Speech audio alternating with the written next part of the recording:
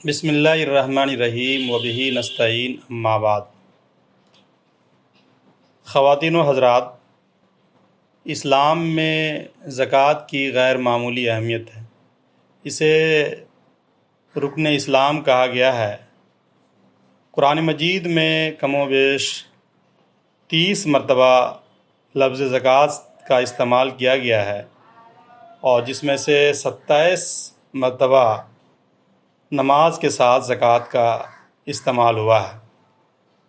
اس سے زکوٰۃ کی اہمیت دین میں کیا ہے، اس کا اندازہ کیا ہے سکتا ہے، جبکہ زکوٰۃ کے مترادف لفظ صدقہ کا استعمال 12 مرتبہ ہوا ہے۔ قرآن مجید میں راست یہ حکم دیا گیا ہے کہ خذ من اموالہم صدقۃ تطہرہم وتزکیہم بہا، کہ لوگوں کے مال میں سے زکوٰۃ وصول کی جائے اور اس کے ذریعے سے ان کو پاک کیا جائے اور ان کا تزکیہ کیا جائے۔ یہ حکم قرآن مجید میں صراحت کے ساتھ دیا گیا ہے۔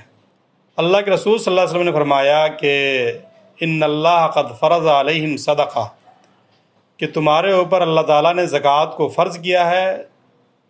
یہ تمہارے اغنیاء سے، تمہارے مالداروں سے یہ زکوٰۃ وصول کی جائے گی اور تمہارے فقراء کے درمیان تقسیم کی جائے گی۔ مومن کی پہچان ہی یہ بیان کی گئی ہے کہ فَإِن تَابُوا وَأَقَامُوا الصَّلَاةَ وَآتُوا الزَّكَاةَ فَإِخْوَانُكُمْ فِي الدِّينِ، کہ جب وہ پاک ہو جائیں، تائب ہو جائیں اور اقامت صلاۃ کر لیں اور زکوٰۃ دینے لگیں تو وہ تمہارے دینی بھائی ہیں۔ یہ اسلامی اخوت کی بھی بنیاد ہے یہ، اور مومنوں کی جو بنیادی ذمہ داریاں بیان کی گئی ہیں ان میں سے یہ بات کہی گئی ہے کہ مومن مرد اور مومن عورتیں ایک دوسرے کے دوست ہیں، رفیق ہیں۔ یامرون بالمعروف وینہون عن المنکر، وہ معروف کا حکم دیتے ہیں، منکر سے روکتے ہیں۔ ویقیمون الصلاۃ ویؤتون الزکاۃ، اور وہ نماز قائم کرتے ہیں اور زکوٰۃ ادا کرتے ہیں۔ اس سے گویا زکوٰۃ کی دین میں کتنی اہمیت ہے اس کا اندازہ آپ لگا سکتے ہیں۔ اس کا اندازہ اس بات سے بھی لگایا جا سکتا ہے کہ زکوٰۃ نہ دینے والوں کے بارے میں بڑی بڑی وعیدیں آئی ہیں۔ خلیفہ اول نے تو ایسے لوگوں سے جہاد تک کرنے کی بات کہی ہے۔ قرآن مجید میں ایسے لوگوں کے لیے ویل اور تباہی کی بات کہی گئی ہے جو لوگ زکوٰۃ ادا نہیں کرتے۔ قرآن مجید میں یہ بات بھی کہی گئی ہے کہ والذین یکنزون الذھب والفضۃ لا ينفقونها فی سبیل اللہ، جو لوگ سونا اور چاندی جمع کر کے رکھتے ہیں اور اس میں سے خرچ نہیں کرتے، تو کہا گیا ہے کہ فبشرہم بعذاب علیم، تو انہیں عذاب علیم کی بشارت دے دی جائے کہ ایسے لوگوں کو کل قیامت کے دن ان کے اوپر جہنم کی آگ دہکائی جائے گی اور اس کے ذریعے سے ان کی پیشانی، ان کے پہلوؤں اور ان کو پیٹھوں کو داغا جائے گا اور کہا جائے گا یہی تمہارا وہ کنز ہے جس کو تم جمع کر کے رکھتے تھے۔ تو یہ بہت بڑی وعیدیں سنائی گئی ہے۔ کہا گیا کہ یہی مال جو ہے، یہی جس پر زکوٰۃ ادا نہیں کی گئی ہے، تو یہ کل قیامت کے دن زہریلے سانپ کی شکل میں نمودار ہوگا۔ اللہ محفوظ رکھے۔ اتنی سخت وعیدیں اور اتنی سخت باتیں کہی گئی ہیں، لہٰذا جو لوگ صاحب نصاب ہیں اور زکوٰۃ ادا نہیں کرتے انہیں عبرت لینا چاہیے، سبق سیکھنا چاہیے۔ صاحب نصاب کون لوگ ہیں؟ شریعت میں اس کی بہت ہی صراحت کے ساتھ اس بات کی وضاحت کی گئی ہے کہ جن لوگوں کے پاس 7.5 تولہ سونا اور 52.5 تولہ چاندی کے بقدر مال ہو، یا اتنی ہی سونا اور اتنی ہی چاندی ہو، تو وہ لوگ صاحب نصاب ہیں، اور یا اس کی مالیت وہ رکھتے ہوں تو وہ صاحب نصاب ہیں، اور اس پر سال اگر گزر جائے اتنی مالیت پر تو ان کو زکوٰۃ ادا کرنی ہے۔ تو خواہ سونا ہو یا چاندی ہو یا بینک بیلنس ہو، تو اس میں ان کو زکوٰۃ ادا کرنی ہے۔ اسی طرح سے جانوروں کے بارے میں بھی، اور زمین اگر پیداوار کر رہی ہے تو اس کے فصل پر عشر کی بات کہی گئی ہے، تو یہاں اس کا موقع نہیں ہے۔ یہاں بتانا یہ ہے کہ سونا اور چاندی دونوں اگر نصاب کو نہیں پہنچ رہا ہو اور تھوڑا سونا ہو تھوڑا چاندی ہو اور دونوں مل کر کے نصاب کو پہنچ رہا ہو تب بھی وہ صاحب نصاب ہے، وہ تب بھی ان کے اوپر زکوٰۃ فرض ہے۔ اس میں مقدار میں رعایت فقہا نے اور علماء نے یہ بات کہی ہے کہ غریبوں کا جس میں بھلا ہو اس کی رعایت کی جائے گی۔ اگر تھوڑا سونا ہے تھوڑا چاندی ہے اور چاندی کے بقدر اس کی قیمت پہنچ رہی ہے تو اس کی رعایت کی جائے گی۔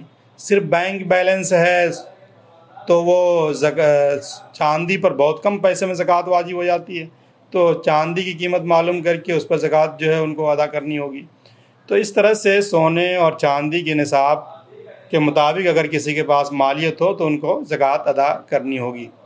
اس کے علاوہ کسی کے پاس زیورات ہوں، بالخصوص خواتین کے پاس یا تو 7.5 تولہ سونے کے برابر زیورات ہوں یا 52.5 تولہ چاندی کے برابر زیورات ہوں تو ان کو زکوٰۃ ادا کرنی ہوگی۔ رسول اللہ صلی اللہ علیہ وسلم کے سامنے 2 خواتین آئی، ان کے پاس سونے کا کنگن تھا، تو آپ صلی اللہ علیہ وسلم نے پوچھا کیا اس میں زکوٰۃ ادا کرتی ہو؟ تو انہوں نے کہا کہ نہیں۔ تو آپ صلی اللہ علیہ وسلم نے کہا کیا چاہتی ہو کہ کل قیامت کے دن اس پر جہنم کی آگ دہکائی جائے؟ حضرت ام سلمہ رضی اللہ تعالیٰ عنہ کا بہت ہی مشہور واقعہ ہے کہ ان کے پاس 2 پازیب تھے۔ انہوں نے کہا کہ کیا رسول اللہ صلی اللہ علیہ وسلم یہ بھی کنز ہے؟ کہا کہ اگر اس میں زکوٰۃ ادا کی گئی ہے تو یہ کنز نہیں ہے۔ تو معلوم یہ ہوا کہ خواتین کے پاس جو زیورات ہیں وہ بھی اس میں بھی زکوٰۃ ادا کی جائے گی۔ اگر زکوٰۃ ادا نہیں کی جاتی ہے تو کنز کی شکل میں یہ کنز میں شمار ہوگا اور اس کی سزا بھگتنی ہوگی۔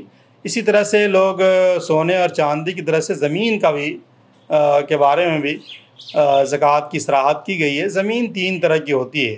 ایک زمین تو وہ ہے کہ جو کھیتی باڑی کی زمین ہے، اس میں پیداوار جو بھی ہوگا، فصل اگے گی تو اس فصل میں پیداوار میں زکوٰۃ عشر ادا کرنا ہوگا۔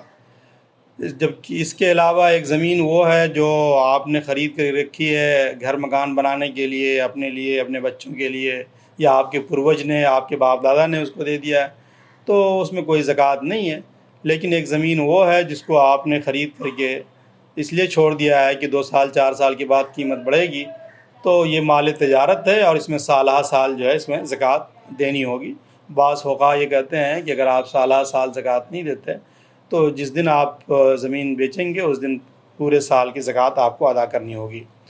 تو اسی طرح سے یہ جو مختلف مسائل ہیں اس تعلق سے اس کی وضاحت کی گئی ہے۔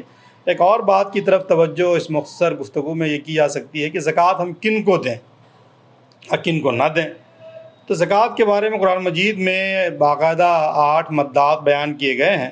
ان میں سے کہا گیا ہے کہ انما الصدقات للفقراء والمساکین، نمبر 1 فقراء ہیں، نمبر 2 مساکین ہیں، مسکین ہیں، والعاملین علیہا، جو لوگ اسلامی مملکت میں زکوٰۃ کے کلیکشن پر معمور کیے گئے ہیں ان کو بھی اسی میں سے ان کی تنخواہ ادا کی جائے گی۔